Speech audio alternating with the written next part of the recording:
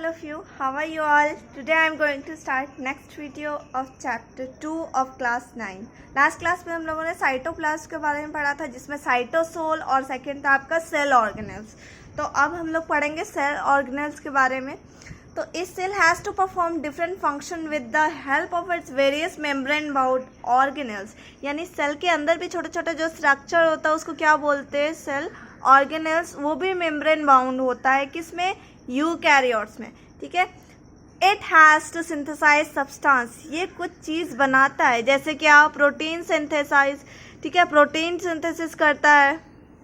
कौन करेगा? Ribosome. Lipid synthesis on the surface of smooth endoplasmic reticulum. यानी कि ये smooth endoplasmic reticulum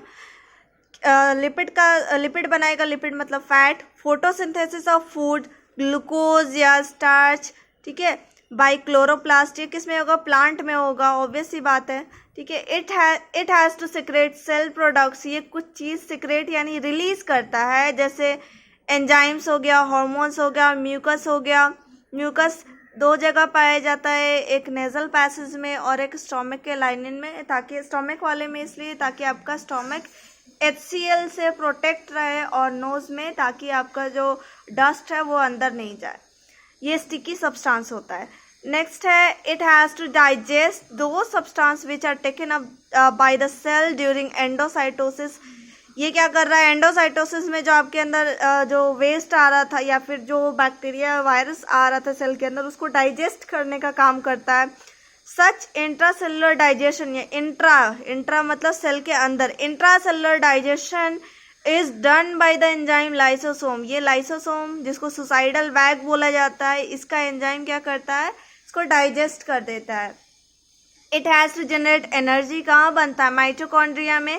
synthesis of ATP क्या है? Adenosine triphosphate. यही तो है एनर्जी करेंसी. तो कहाँ बन रहा है? माइटोकॉन्ड्रिया में. Membrane is remarkable cellular structure, क्योंकि ये डबल मेम्ब्रेन होता है. ठीक है, mitochondria is a double membrane bound और cell organelles. Every cell is bounded by a membrane, this keeps its own content separate from the external environment. ये सारे के पास सेल के ऊपर कवरिंग होती है, ताकि ये जो बाहर का एनवायरनमेंट है इससे खुद को सेपरेट रख सके. ठीक है. लार्जर और मोर evolved cells or cell from multicellular organisms have a great deal of metabolic activity to support their complicated structure of function. यानी कि जितना बड़ा या जितना इवॉल्व यानी डेवलप सेल होगा, या फिर मल्टी सेलर, क्योंकि मल्टी सेलर डेवलप सेल किसको बोलेंगे? यूकैरियोट्स को. यूकैरियोट्स का जनरली मल्टी सेलर सारे यूकैरियोट्स होते हैं, कुछ ही आपके यूनिसेलर प्रोकैरियोट्स होते हैं. ठीक है. तो जितना कॉम्प्लिकेटेड हम लोग में स्ट्रक्चर है, क्योंकि अलग अलग डिफरेंट टाइप के सेल से हम लोग बने हुए हैं, सबका काम अलग, फंक्शन अलग, तो उतना ही हम लोग में क्या होगा? मेटाबॉलिक एक्टिविटी ज़्यादा होगा. यानी उतना ही बहुत सारा चीज़ बन रहा होगा, बहुत सारा चीज़ टूट रहा होगा. तो इसके लिए क्या होगा? हम लोग को अलग अलग टाइप के सेल ऑर्गेनेल्स की ज़रूरत पड़ती है, जो अलग अलग काम करते हैं इस मेटाबॉलिक एक्टिविटी को मेंटेन करने के लिए. ठीक है. तो यही keep metabolic of different type separate from to keep metabolic activities of different type separate from each other cell have membrane bound organelle. यानी कि इन सब के मेटाबॉलिक एक्टिविटी जो हर सेल ऑर्गेनेल्स के अंदर हो रहा है, उसको अलग करने के लिए सबके ऊपर क्या होता है? एक मेम्ब्रेन होता है. ठीक है. Cell organelles are small organ. छोटे छोटे ऑर्गन होता है. ऑर्गन क्या मतलब? सेल के अंदर ही प्रेजेंट है, तो सोचो कितना छोटा होगा. Of the cell and are found embedded in the cytoplasm. ये मैं पहले ही बता चुकी हूँ कि सेल ऑर्गेनेल्स कहाँ होता है? Embedded in the cytoplasm. They form living part of the cell. ठीक है, क्योंकि साइटोप्लाज्म और न्यूक्लियस को मिला के क्या बोले थे? प्रोटोप्लाज्म. और प्रोटोप्लाज्म क्या था? लिविंग था. तो ये भी क्या होगा? लिविंग होगा. And each of them have a different shape. सबके पास अपना डिफरेंट शेप है, स्ट्रक्चर है एंड फंक्शन है. ठीक है, कोई अलग नहीं होगा. एग्जाम्पल्स क्या है? Nucleus, mitochondria, chloroplast. ये क्या होता है?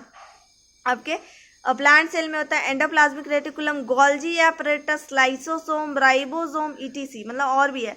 We have already discuss about nucleus. हम लोग पढ़ चुके हैं. साइटोप्लाज्म देख लिए हैं. अब हम लोग को सेल ऑर्गेनेल्स के बारे में 1 by 1 पढ़ना है. तो पहला आपका आ गया एंडोप्लाज्मिक रेटिकुलम। आपको याद है न्यूक्लियस चारों तरफ से किससे घिरा हुआ था, यही तो था एंडोप्लाज्मिक रेटिकुलम। और ये रहा इसका डायग्राम, दिख रहा है ये आपको, ये क्या है, ऊपर से ऐसे कटा हुआ, क्योंकि न्यूक्लियस तो पूरा स्फेरिकल होता है, ठीक है, तो ऐसे आपको दिखाया गया ताकि इजीली दिख सके। ये न्यूक्लियस है, ये न्यूक्लियर इन्वेलप है, दो दिख रहा है आपको, ठीक है। तो न्यूक्लियर इन्वेलप पे क्या है, ये आपका एंडोप्लाज्मिक रेटिकुलम है, ये देख रहे हो दो टाइप, इसमें क्या dot dot dot dot structure है, तो ये क्या हो गया रफ एंडोप्लाज्मिक रेटिकुलम, इसमें कोई भी डॉट नहीं आ रहा, तो ये क्या हो गया स्मूथ एंडोप्लाज्मिक रेटिकुलम। और ये डॉट क्या था, राइबोसोम था, ठीक है।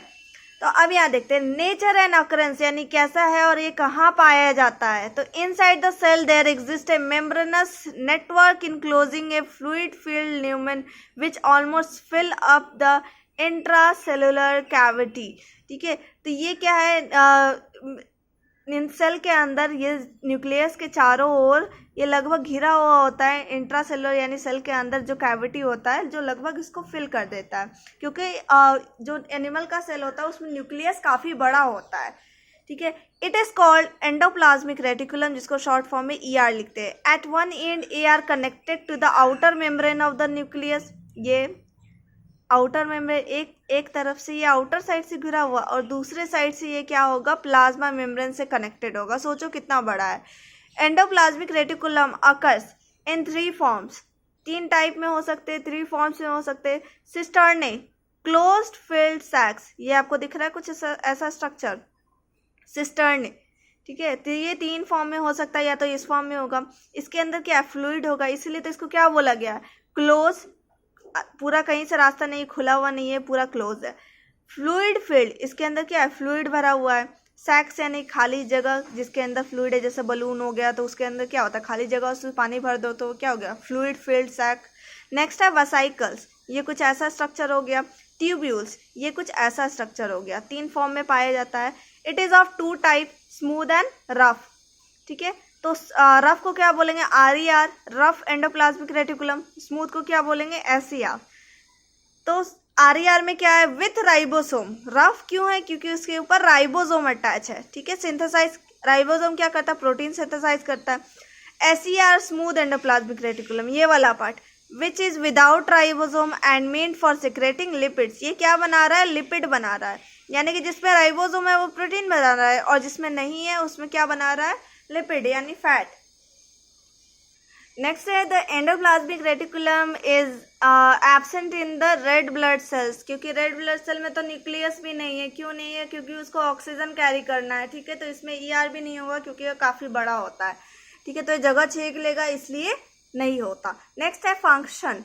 तो एंडोप्लाज्मिक रेटिकुलम का काम क्या है, it form supporting skeletal framework of the cell, क्योंकि ये क्या है एक साइड से न्यूक्लियस से जुड़ा हुआ और दूसरे साइड से क्या है प्लाज्मा मेम्ब्रेन से जुड़ा हुआ।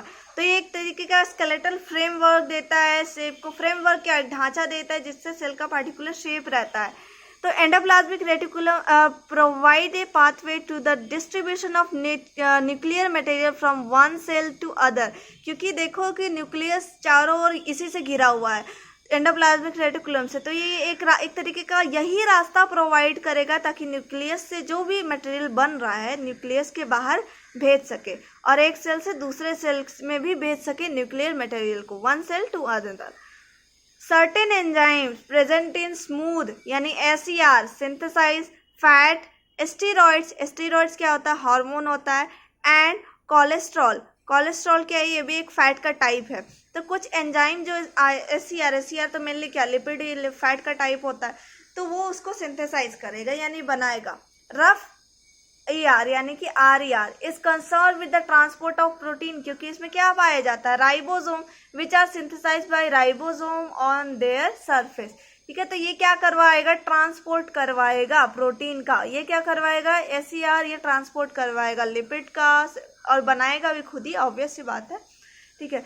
नेक्स्ट है some special function of endoplasmic reticulum. कुछ और भी इंपॉर्टेंट काम है जो आपको जानना जरूरी है बिसाइड दीज 4, ठीक है। SER of liver of vertebrate help in detoxification. अब सुनिए SER ऑफ लिवर, लिवर के अंदर सेल होता है, सेल में क्या होगा आपका SER भी प्रेजेंट होगा। वर्टिब्रेट यानी वर्टिब्रेट जिसमें वर्टिबल कॉलम होता है रीढ़ की हड्डी, ठीक है। तो ये क्या करेगा इसका लिवर का ऐसे सभी जानवर जिनमें वर्टिब्रल कॉलम होता है वर्टिब्रेट्स कहलाते हैं। तो लिवर के सेल में, ऐसे जानवर के लिवर के सेल में SCR जो प्रेजेंट है वो डिटॉक्सिफिकेशन यानी कि पॉइजनस सब्सटेंस को हटाने का काम करेगा सेल के अंदर से। इट मेटाबोलाइजेस वेरियस टॉक्सिन और poisonous substance such as drug, aspirin. Aspirin क्या, वो जो आप डिस्प्रिन खाते हो ना सर दर्द के लिए, वही है ये। ड्रग्स यानी सर्टेन मेडिसिन हो गया, ठीक है। DDT इंसेक्टिसाइड्स क्या होता है, कीड़ा मारने वाला दवा। DDT क्या, dichloro diphenyl trichloroethane. Petroleum products and pollutants, ठीक है। तो ये क्या करेगा, इन सब को हटाएगा सेल के अंदर से। These toxic substances make their entry in animals body through food, air और water। ये आता कैसे है आपके अंदर, जो ये सब हटाने का काम कर रहा है SCR, तो ये आपके बॉडी के अंदर आ रहा है फूड, एयर और वाटर के थ्रू आपके बॉडी में चला जाता है। तो ये SCR इसको हटाने का काम करता है। नेक्स्ट है smooth endoplasmic reticulum plays an important role in biosynthesis of glycolipid, glucose plus lipid. Glycolipid, phosphorus और लिपिड, फॉस्फोलिपिड ये मैं बता चुकी, जिससे आपका प्लाज्मा मेम्ब्रेन बना है। तो ये क्या कर रहा है, बायोसिंथेसिस, यानी कि ये आपका ये सिंथेसाइज कर रहा है, बना रहा है। And cholesterol, these lipid are used in formation of plasma और सेल मेम्ब्रेन। मैंने अभी बोला कि ये क्या, फॉस्फोलिपिड, याद है आपको, प्लाज्मा मेम्ब्रेन में बन रहा था। And various steroids, hormones. Steroids hormone, इसके बारे में आपको ज़्यादा नहीं जानना, बस इतना जानना है कि ये कुछ हार्मोन सिंथेसाइज कर रहा है, ठीक है। हार्मोन्स आर आइदर स्टीरॉइड्स और प्रोटीन, या तो स्टीरॉइड्स का बना होता है या फिर प्रोटीन का बना होता है, ठीक है, यानी कि लिपिड्स का बना होता है या प्रोटीन का बना होता है।